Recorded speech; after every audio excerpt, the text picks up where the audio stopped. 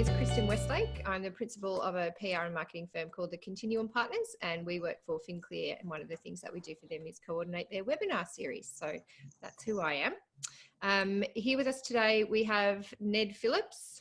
Ned's from Bamboo, and he's the founder of Bamboo, which is a B2B robo advisor based in Singapore.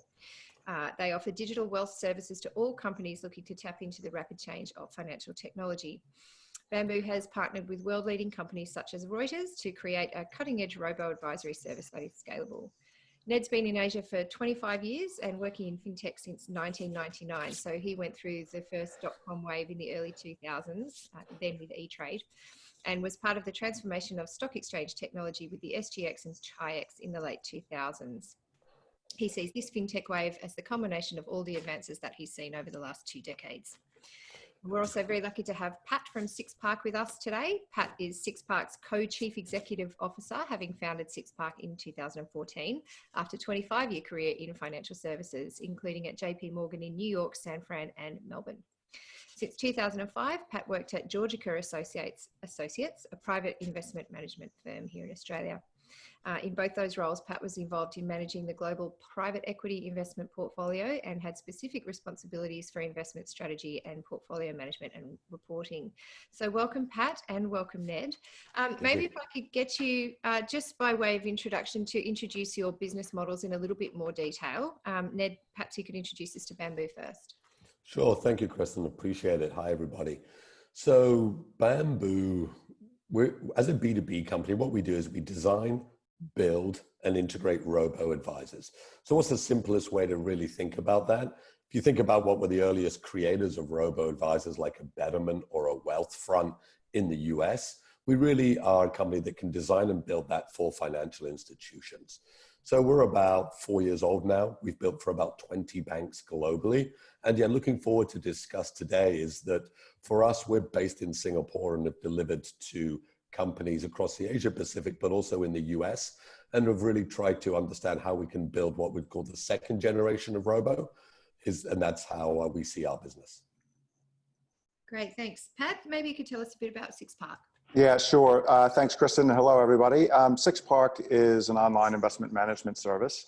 The problem that we are trying to solve in the market that we recognize was that for many Australians, it's too hard, expensive, or confusing to get basic professionalized investment management service and advice. So we built a service that allows users to construct globally diversified portfolios that align with their risk profile, and then can change that over time as their life situation might change. And we use technology and automation for a lot of the activities that previously were not automated, so that we can keep the fees quite low and focus on investment diversification and low cost and accessibility for a broad audience. Fantastic. Thank you both. Let's talk about the markets for a little bit now. We've seen a huge influx of retail investors into the markets since the pandemic happened. 2 questions. First of all, how have your businesses performed during the volatility? And perhaps you could make some comments about how they're structured to withstand that kind of activity in the market. And then we might move on a litall bit to get your views on the Robinhood traders, as they call them. Pat, I know you've got some strong views on that, so we might start with you. Sure. I think, first of all, I think the Robinhood dynamic is probably overblown a little bit. The reality is that the day traders don't really move the markets, but they're certainly getting a lot of the media attention. But to your original question, Kristen, what we at SixPark try to do very well, and I think we do, one of the benefits of a digitally led service is that you can address a mass market quite efficiently through the way you communicate with them, through the content that you deliver to them, through sharing insights of our very esteemed investment committee as to our view of the markets, our view how we're assessing portfolio components, picking ETFs, et cetera. So a very big part of our offering is actually educating consumers so that they don't typically make behavioral mistakes that investors typically do when markets go haywire like they have. And thankfully, what we saw during probably the worst 2 months of March and April was a very low churn rate of people selling down their accounts and a fairly higher than normal level of top-ups from people. So it's the behavior you'd probably want to see for what are typically medium to long-term investors, is not to panic when volatility sets in, which is when things get emotional, that's when long-term plans tend to go out the window. So we saw the client behavior that we'd want to see, and we also saw new accounts being set up, some people viewing it as a buying opportunity. And on the performance side, our portfolios have performed quite well relative to the benchmarks, in large part due to the asset class diversification and the low fees. Fantastic, thank you. Ned, you've got more of a B2B focus. So what's been the impact of the volatility on Bamboo, and what do you see happening in the markets over the last few months? Yeah, thanks. And you're right. As a B2B firm, so we're really a technology firm. So we design and build these digital wealth managers. So two things that we've seen is, if you're an advisor, obviously no one globally is meeting anybody. So the ability to offer saving and investment by nature over these last few months has been digital. So for us as a business, two things that happened. Number one was that it almost tripled the number of inquiries we saw. So an inquiry for us is a financial advisor, an asset manager, a bank calling up a company like us and saying, hey, I now was thinking about digital, but now I have no more time to think about it. I have to do it. I have to implement some type of digital tool for my advisor or for the end client. So we actually saw a tripling of that. We separately in our research department went to see, because we do quite a lot of work in the US. And so we wanted to see what were people doing, because the custodians were reporting their biggest ever, like Pat said, huge number of account openings.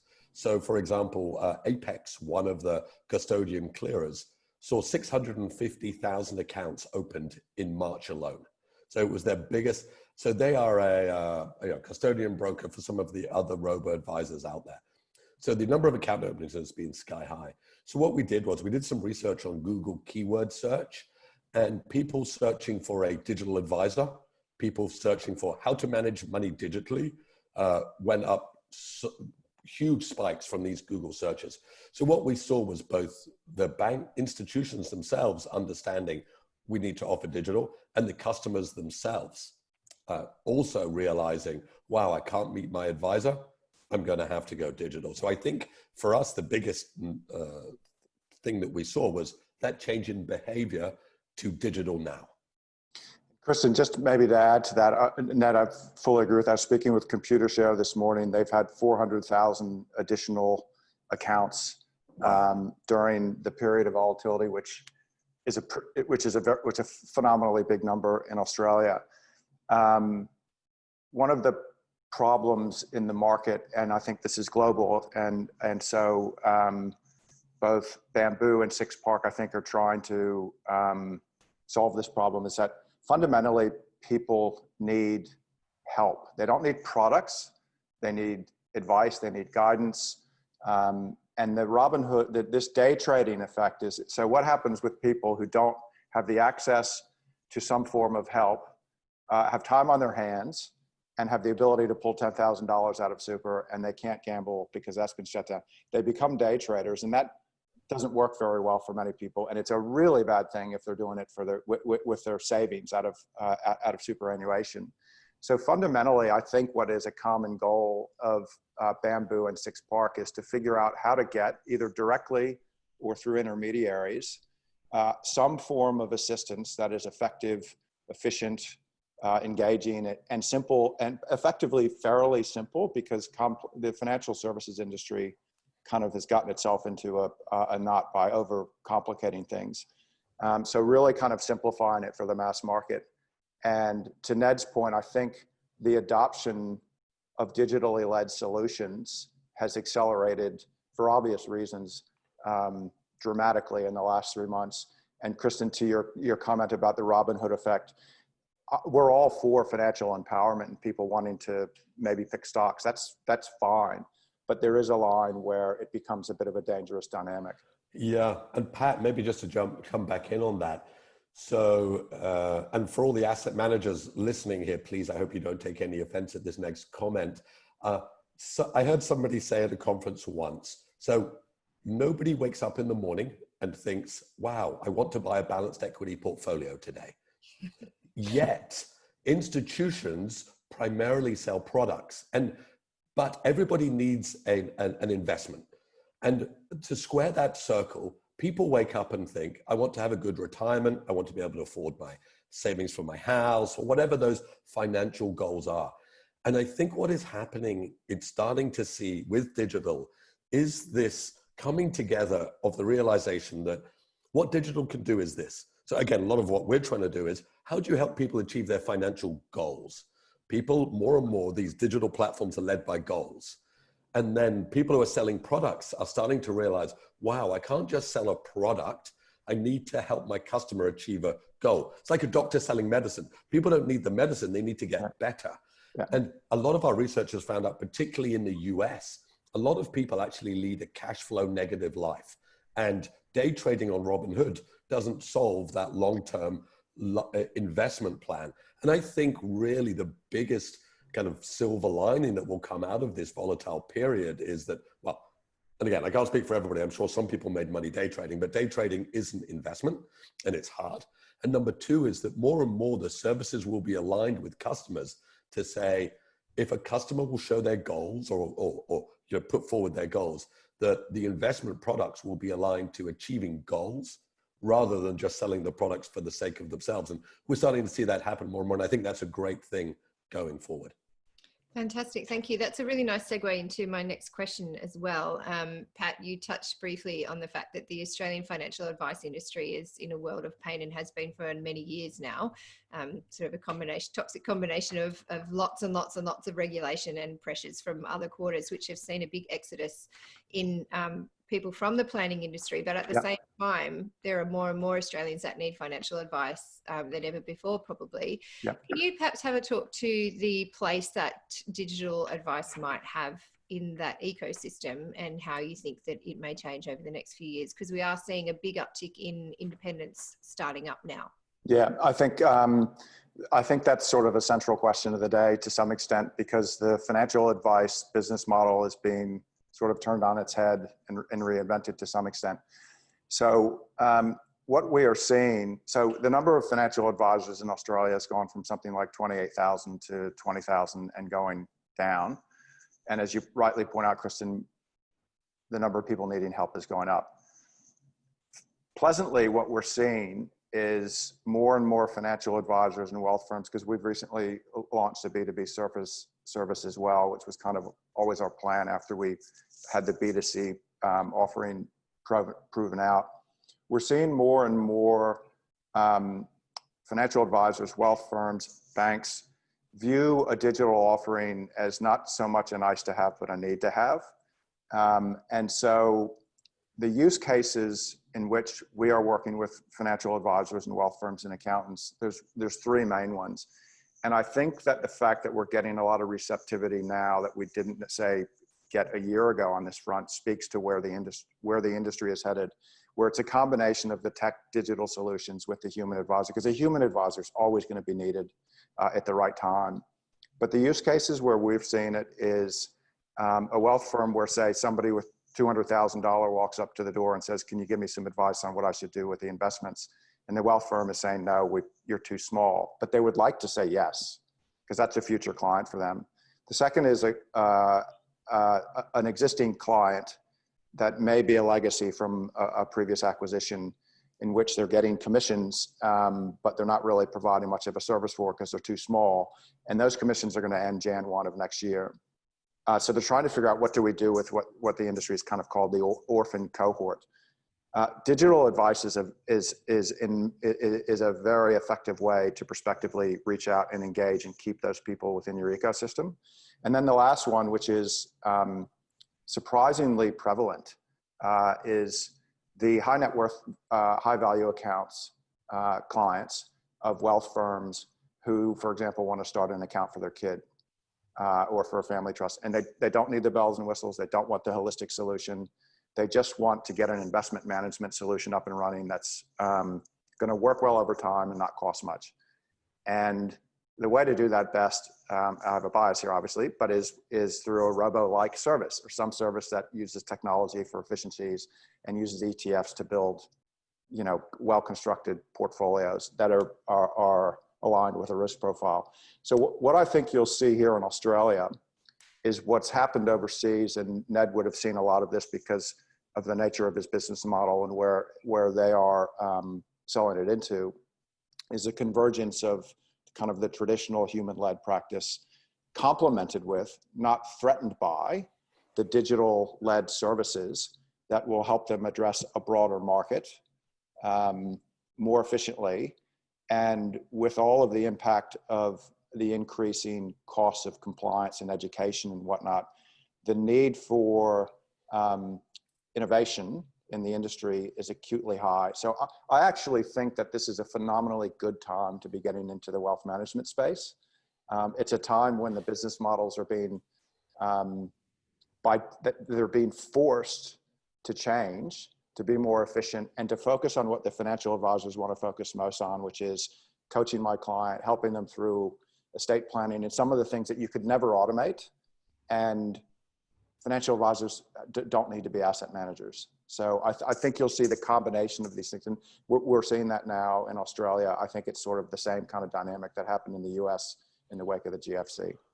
Yeah, Ned, it would be great to get some international perspective, perhaps, that Australia could learn from markets that have gone down this path. Yeah, sure. There is quite often this narrative that it's either, you know, the title of this, Can Machines Save Us? The narrative is often, is it all robots or all humans? And as with all narratives, it's never as, you know, black and white as that. In reality, what I would say is this: if you're a financial advisor and you have zero digital, so 0%, that is probably pretty terminal for you. That is going to be difficult to run a business that has no digital. But absolutely, it doesn't need to be 100%. So as long as you're starting 1%, 2%, so what does that mean? And maybe I'll give some kind of characteristics of what we've seen in other markets. So there is a lot of work done in financial advice that is what is called as repetitive, right? So just KYC, simple opening of accounts, transaction capabilities.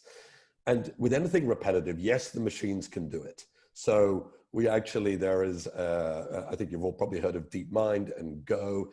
And Go is, there's a wonderful documentary. If you want to kind of, this is how we think about financial advice. Go is a very simple game. It only has one piece and one move, yet one of the most complex games in the world.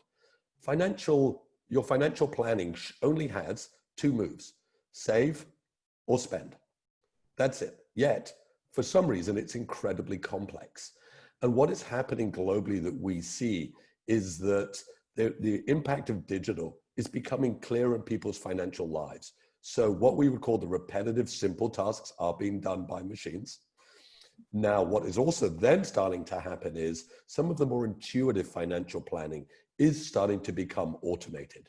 So for example, like at the moment, Google, Facebook, Alibaba, or Tencent do not do wealth management. But certainly from our interactions with some of these firms, we know that they are looking at it.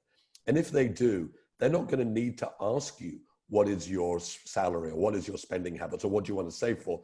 They already know. So if we think about this in 5 or 10 years' time, financial planning will change from a advisor asking questions. Can you tell me about yourself? Can you tell me your dreams or goals? To an advisor with a set of data, and clearly there's a lot of rules around data, but permission data to say, hi, we've analyzed your data. We've understood what your capability. We're going to tell you, you should be saving $1,000 a month. People like you, so like this idea of, we looked at people in your position with your income and your number of kids. We've understood what is a good goal for you. And then the best layer is this. Again, in that DeepMind documentary, it said the best Go players can beat a machine because of intuition. Great financial advisors will be able to sit with a person and feel those emotions and understand with intuition and data, and they could then service clients all the way from the smallest clients, because a lot of the automated tools can take care of that, up to the high net worth. And I think that's what the digital has done globally. Clearly in China, all wealth management is pretty much digital. in America with these new investment apps. So that's what when we think about what could Australia learn from the market, and I think Australia's got some great kind of fintech and digital wealth management tools, is that it isn't binary. Automate as much as you can of the repetitive tasks, and then start to understand the customer data as well. Fantastic. Thank you both. One of the things we wonder, I think, is does Robo perhaps have a bit of an image problem? We all know the kind of robot hand that always gets put in the picture of articles about Robo, and even the name the name we picked for this podcast today, Can the Machine Save Us? It's all a bit kind of Skynet. Maybe you could provide some feedback about what you think about that as people who are trying to sell this stuff. Maybe Pat, it's okay. I'll jump in quickly and then let you take over. So every meeting I go to, so we go and pitch, financial institutions, financial advisors. And the first question that's always like to be asked is, how does your robot beat the market? Now, if I had a robot that beat the market, I would keep him at home and feed him my money, or run a hedge fund and charge 2 and 20 as hedge funds do, because they can beat the market. I do. So to answer your question, is the word robo-advisor the right word for this industry? I do not believe so. But because remember, the other narrative is this. So you have a robot that gives advice. So if it's a robot that gives advice, it must be better than a human, because you wouldn't build a robot that was worse than a human, because that would be pointless. So the reality is let's call it digital wealth. The problem is when you say that, people say, oh, you mean a robo-advisor. So you give up and say yes. So do I think it has an image problem? I think it has a perception problem. If we called it just digitizing wealth, like nobody thinks online banking is a problem. So why do we think digital wealth is a problem? So I do think it has a problem. I do think it's, if we call it digital wealth, but at the end of the day, I think the word has stuck. Pat? Yeah, I think you're spot on, Ned. I think there's a couple, I'll add a couple thoughts to it. The origins of robo-advice stem from the wake of the GFC and the birth of Betterment and Wealthfront that Ed alluded to earlier. So it was labeled robo-advice at the time, and therefore that's what the industry calls the service, like it or not. And there's no acronym or easy way to say online, highly automated digital investment management service. But the reality is that what we do is asset management. And it has a very human dimension to it, because ultimately we're providing asset allocation, advice and execution to clients. And there needs to be somebody making a decision about what the right asset allocations are and making sure that it aligns with the right risk profiles. So one of the things that we've seen in our experience is that communicating regularly with our clients about the people behind the service, in large form, our investment advisory committee that has a lot of experience in asset management, creates a measure of sort of trust and confidence that, in fact, what people are being serviced by is not a robot. It's efficient and it uses technology, but ultimately, Lindsay, Brian, and Mark are helping me figure out what I should be thinking about in the markets and why the decisions are being made they are about portfolio construction. And the only other thing I would also add, referring back to the early days, not surprisingly, when robo-advice emerged and got a lot of hype overseas, one of the narratives was it's going to replace the advisor. This automation is going to make a financial advisor obsolete. And not surprisingly, as you would expect, there was a lot of debate around that. And that's an absurd argument to have been thrown around back then, but you could understand how the hype around it led to that kind of conversation. So there is an inherent historic mindset that robo-advice is all automation as opposed to human. And two, it's out to get advisors. And the reality is it's exact opposite. We are trying desperately to do two things right now. Help advisors survive, but ultimately to get a service in front of clients, more clients efficiently. And you can kind of kill two birds with one stone through the B2B aspect of that. So I think I wish we could come up with another name. SEO drives the need to talk about robo. Correct. something else will come up hopefully before long. But Kristen, to answer your question, can the machine save us? Yes. If you're an advisor, a machine will save you because, as Pat was saying, more and more people need digital advice. It's the perfect thing to increase your assets. So a lot of the surveys say that AUM globally is going to double over the next 5 years because it's more accessible to more people. So if you're an advisor, the machine will save you, but in a different way. It will help your business if you embrace it, and it won't replace you as long as you embrace it. But if you ignore digital entirely, then the machine might replace you, but it doesn't have to. It's your own choice. Okay. Interesting. I'm just going to move to the B2C aspect for a minute. So Pat, this is probably one for you. There was an investment trends report which came out the day before yesterday, I think, showing that Australia lags the rest of the world really significantly in the uptake of these kinds of products. Can you maybe talk to why that might be? And then Ned, perhaps we can get your international perspective on that. Yeah, I think that's a very good topical question for the moment, because I've read a lot about that dynamic, but not a lot, about that data, but not a lot about the why. I think there's a few dimensions to the why, Kristen.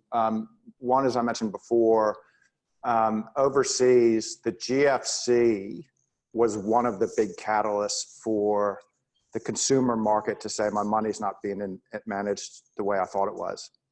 That dynamic didn't happen as much over here in the GFC. Australia weathered the GFC quite well. So that trigger or catalyst wasn't as amplified here. Two, ETFs are the bedrock for the most part around how Robo advice constructs portfolios. And the ETF market here was not very mature back then. So the ability to construct these type of services just took more time to surface, as well as the APIs and all these other technical things that you need to sort of take something that looks simple on the surface, but is actually fairly complicated because of what it's doing. And Australia generally in the financial services industry lags innovation by 4 or 5 years overseas. So, and I think there's also, I think the last thing was the traditional process in Australia of I'll contribute to super, I'll put money into a high interest rate savings account to get my first home, and just kind of let that strategy play out over time. That environment was still reasonably conducive, say 4 or 5 years ago. The housing affordability has changed dramatically, and interest rates have changed dramatically. So what do you do with your money now if in fact you want to Ned's point, if you want to have a savings plan? And you need to think about other things. So consumers in Australia, I think, are now beginning, as broking becomes more accessible, as services like Robo advice become more accessible and awareness increases. There are a number of phenomenal initiatives around focusing on the female demographic because of aspects of the need for services there. The millennials and the cohorts that are about to inherit an enormous wealth transfer. The awareness and embracing of services like this seem to be kind of at that tipping point, say, that overseas was after the GFC. Fantastic. Ned? Yeah, I think so. I don't know, both of you live in Australia. I live in Singapore. Pat sounds more American to me. I sound more British, but I was born in Hornsby, oddly enough, back in the 60s. That's how old I am. But I didn't live there long enough to get any accent, as you can tell. So I don't proclaim any great knowledge on Australia.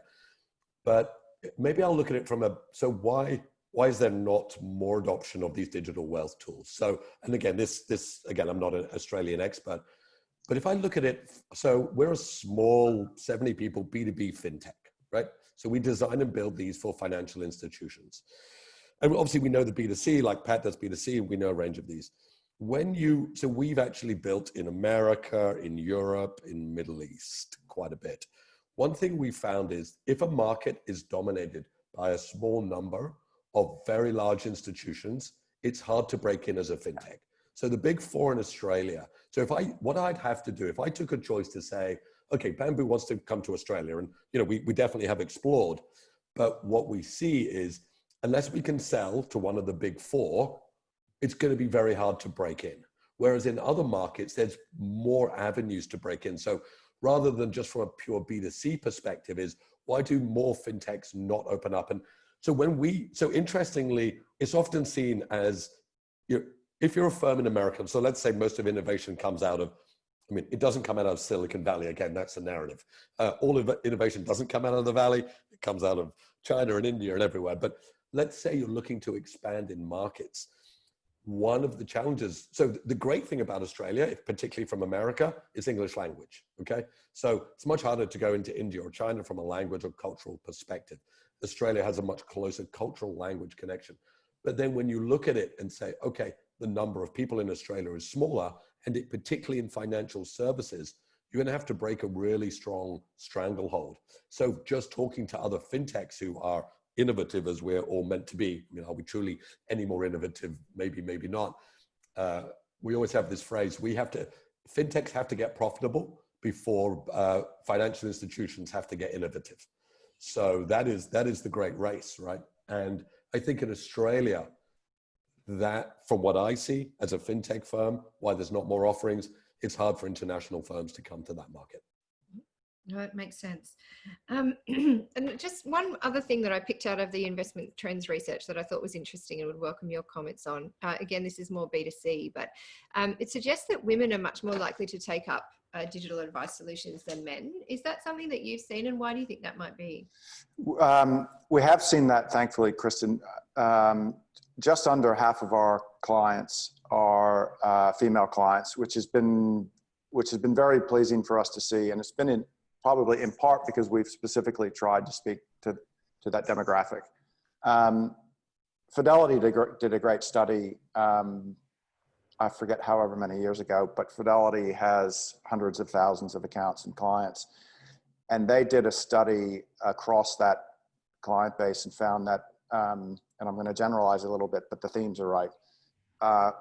Women tend to be better investors than men, full stop. They tend to be more patient. They tend to be less prone to be driven to make emotional decisions when things get bumpy. And so there's some interesting dynamics around that aspect of an investment approach. I think the playing field is there's certainly been a lot of focus on the quantum of the difference in savings and super between men and women at sort of that retirement age. And there are some really good influential voices in the market these days, mostly women, but some men as well, trying to be strong advocates for women having more control over their financial wellness. And I just think it's probably resonating a little bit more in that cohort because there is a history of being sort of disenfranchised, so to speak, more with women than men. So that concept of you can actually take more control of your savings, your financial wellness, your investment journey has translated into more of a willingness to try a digitally led solution. And sort of take the chance that this thing that is kind of new relative to other offerings, I'll kick the tires and have a go. And I think and again, we're not B2C, but we've built for a wide range of different organizations globally. So this is just more my view of it. But, financial advice has been male dominated for a long time. I don't know the statistics, but would I guess there are more male financial advisors than female? I would guess that there are globally. Digital doesn't care whether you're male or female. It doesn't care. It's way more approachable. And also, so I have a 20-year-old daughter. She's hopefully starting to save. She's saving the money I give her, obviously, because she's at university. But she can start to save now. So she goes to a Robo advisor. It's a digital wealth tool. She actually said to me, why would I meet somebody to give them my money? I'm like, oh, they'll help you. She said, but I can just do this. So I think the barriers to entry are so much lower in that what was perceived as not perceived, perhaps it was a male-dominated industry. People, as my daughter said, why do I need to meet a dude in a suit where I can just go to my phone and put the money in? And again, she's very much at that millennial side, but I think you'll start to see, and we truly believe that could be one of the biggest over the next 5-10 years gathering of assets. And the greatest thing is, particularly in the younger sector. So Pat mentioned at the beginning, parents wanting to give money to their children and to do it that way. And before that was more difficult. If kids start saving at 20, imagine how much more money people will have when they're 30. I didn't save any money when I was 20, 30. I mean, I'm 53 now and I'm doing a startup. That's definitely not saving money. So I am not a beacon of shining light in how to save for your retirement. But compound interest is the eighth wonder of the world. Yeah. And that doesn't matter whether you're female or male. If you can start investing and, perhaps not day trading, but investing. And I think, Kristen, the barriers to entry are so much lower now. And investing is a common sense activity that has been hard to do. And now it's getting easier to do. And that is a great thing. Fantastic. So if we turn back to financial advisors in Australia in particular, but I think the international experience will be fairly similar. If I have an advice practice and I want to start thinking more about digital, how do I get started from a practical perspective? And also, how do I woo away a millennial who might have a couple of $1,000s to play with to come and see me or come to my practice rather than going straight into a raise or something like that? I think as with any new service offering being considered, it's a build, buy, or rent proposition. I think most, and obviously this answer depends a little bit on whether it's a 1 to 2 person advice practice or a substantially large dealer group, for example.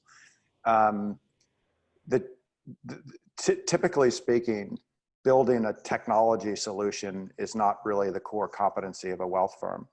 So, and they shouldn't necessarily go out and try to buy something.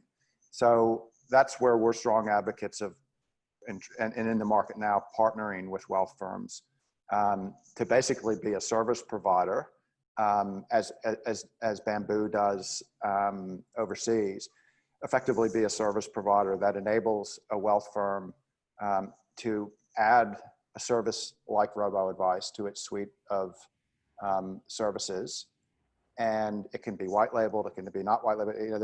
There's a variety of ways that can be constructed. And that's what, and we're doing that in various ways in the market now.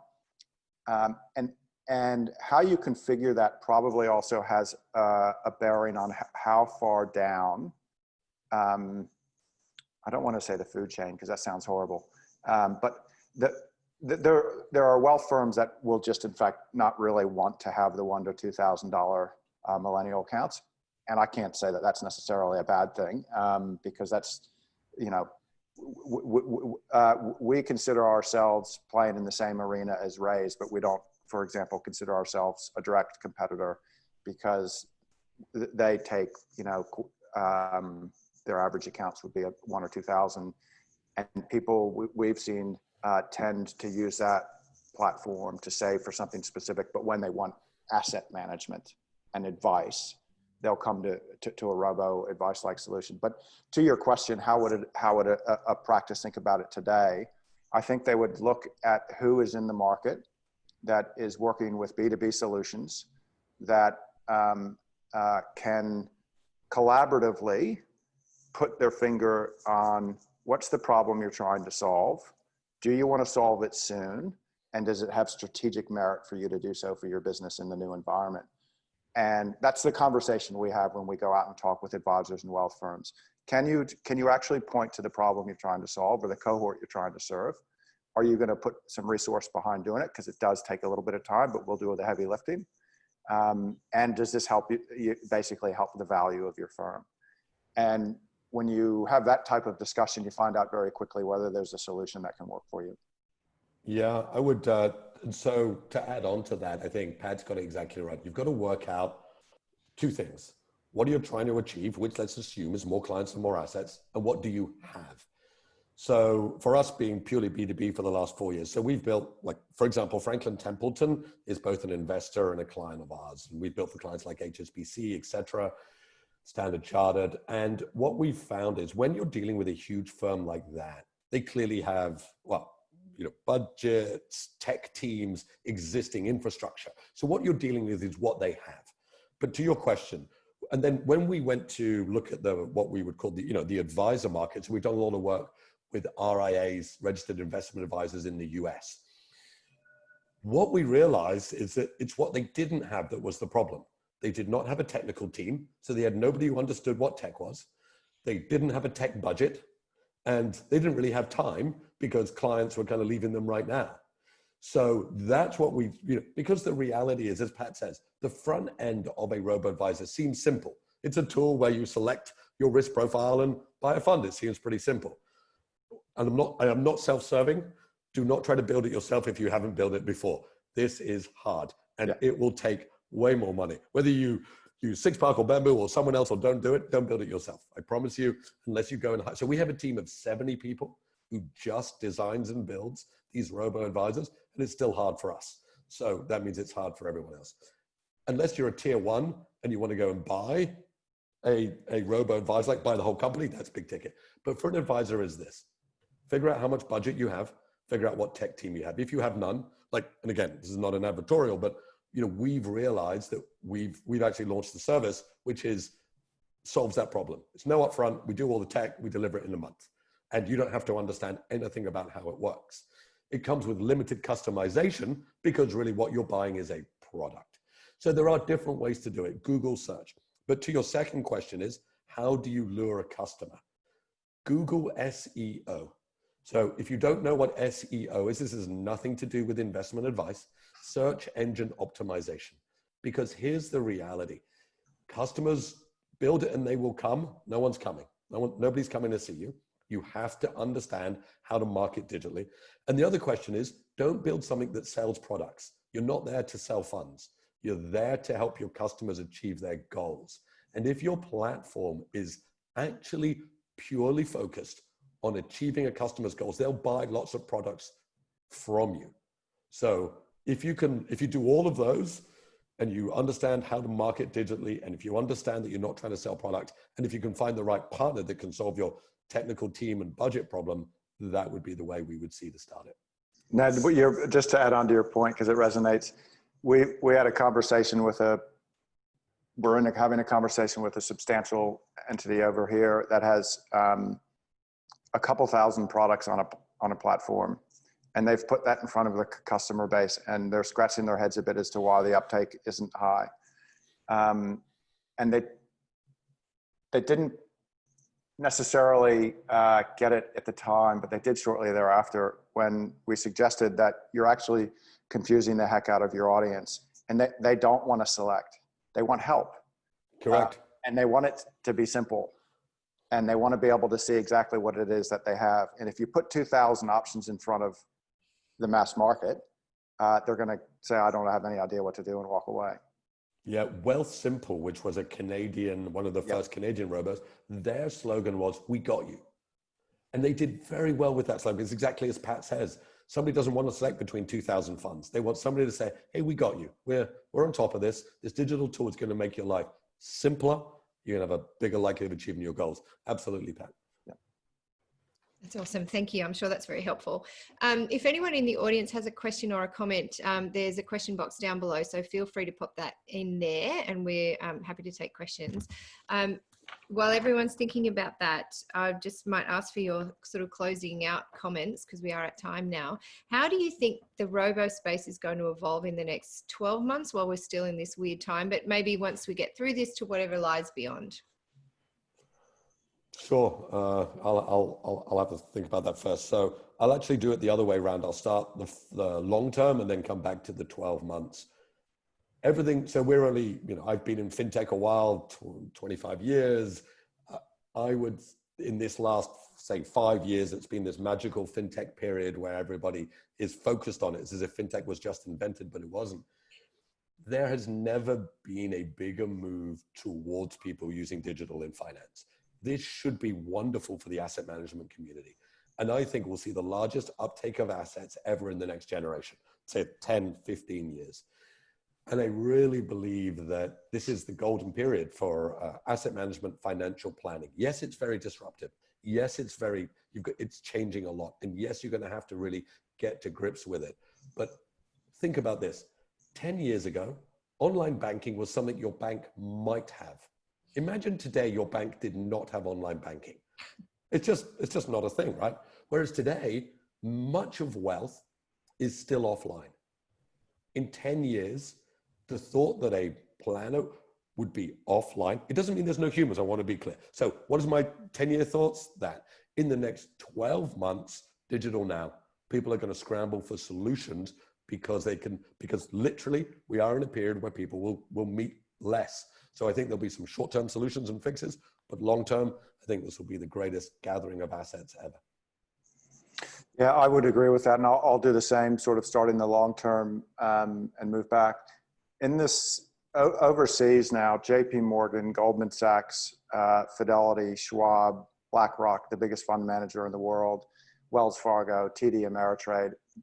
There is no major financial institution in the US and to a large extent UK and elsewhere that doesn't have some form of a digitally led, low cost, low touch service for the mass market to gather clients earlier in the wealth journey. So longer term, I'm pretty confident that you will see some or all of the banks in Australia have a similar type of service. And for most, but not all, wealth management and independence, they will have some form of a digitally led capability, as Ned alluded to. You won't be able to survive without it. Near term, I do think we're seeing great reason for optimism, to Ned's point, that there's going to be an acceleration of uptake. I do think it'll be somewhat bumpy because of the dynamic around FASIA and a few other regulatory aspects that still need to be worked out. And those dynamics create an element of confusion in the market. I think that the transformation of an industry is typically quite bumpy and unclear at the beginning. So we're seeing good early adopters, but there are others out there that want to see how some of these fallout from the BRC sort of plays out. So I think I still think the uptake is accelerating rapidly right now, and COVID no doubt is going to drive that in a big way over the next few months. But it is also a very volatile time in the wealth management space. But the end game, I think, is very clear. That's great. Thank you. We do have a question here from Brett. So thank you, Brett. And it's a good one, actually. He said, can you please define your current definition of digital? I would say digital means that a majority of the activities and engagement with a client are managed either through automation or the internet or digital capabilities in some way, shape, or form. I'm not a technologist, so Ned, you'll probably have a better way to say this, but we tend to think of it as a digitally led service, meaning that's the mechanism by which algorithms can determine recommendations based on human inputs. Communications are delivered via EDMs and other mechanisms. A lot of meetings, as we now know, can be handled exactly how we're talking right now. So you don't need to go to the mahogany wall office where your fees are paying for the nice pictures on the wall. So that's how I would define it. I think in some of the micro investing apps, you could say almost all of it's digital. Because they've kind of just set it up and it's so highly automated, and there's very little personal interaction. But that's the nature of the micro investing apps. But I think once you start above that, it's just predominantly technology, automation, internet, and digital, with an element of human oversight. And for me, if we think about it from the customer's point of view, digital is when your customer was not frustrated. If your customer had I like to use this word, and I don't believe that we've achieved it yet, but we're all trying, a delightful experience. Yeah. How many people said, oh, I had a delightful experience managing my investments? Very few. How many had a delightful experience on Netflix? Most of us, right? Particularly during COVID. So I do think my definition of where we would like to aspire to be digital is this experience where the customer was never left wondering, where he was like, oh, why, like, what do I do now? Like, you have to do something manual. And it's incredibly difficult. I think we're all trying to get there. And, you know, clearly a lot of the other applications that we use on a day-to-day basis, you know, financial services is one of the hardest to be digital because we rightly have regulatory concerns. We rightfully have KYC. We rightfully have a lot of rules. You don't need so many rules to watch Netflix. Are you over 18? Are you not? People click. Doesn't really matter if you are or you're not. But in financial services, being digital is hard, but that doesn't mean we shouldn't strive to make it amazing for the customer. So for us, if the customer walks away from a transaction in your investment environment and went, wow, that was amazing, that's digital. Fantastic. And I think that's probably where we'll end. We've certainly run well over time because that was such a fascinating discussion. So I'll say thank you so much to Pat and to you, Ned. Thank you, Kristen. No, thanks for everyone who joined. Appreciate it. Thanks, everyone. Have a great day, everyone. Bye. Thank you. Take care.